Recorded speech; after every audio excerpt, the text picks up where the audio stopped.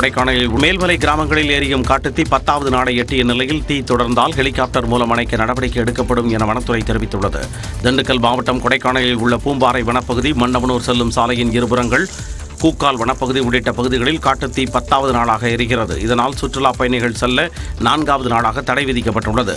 காட்டுத்தீயை அணைக்க திண்டுக்கல், கோயம்புத்தூர் உள்ளிட்ட பல்வேறு பகுதிகளில் இருந்தும் வன களப்பணியாளர்கள், சிறப்பு வன மீட்புக் குழுவினர் உள்ளிட்ட 200க்கும் மேற்பட்டோர் போராடி வருகின்றனர்.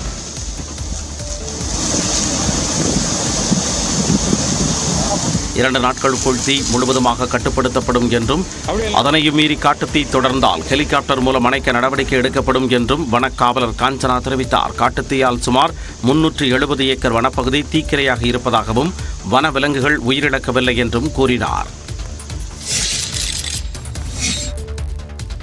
ஐபிஎல்லில் ராஜஸ்தான் ராயல்ஸ் அணிக்கு எதிரான போட்டியில் சன்ரைசர்ஸ் ஹைதராபாத் அணி கடைசி பந்தில் த்ரில் வெற்றி பெற்றது. நடப்பு ஐபிஎல் சீசனின் 50வது லீக் போட்டியில் ஹைதராபாத் மற்றும் ராஜஸ்தான் அணிகள் விளையாடின. டாஸ் வென்ற ஹைதராபாத் அணி பேட்டிங்கை தேர்வு செய்தது. தொடக்க ஆட்ட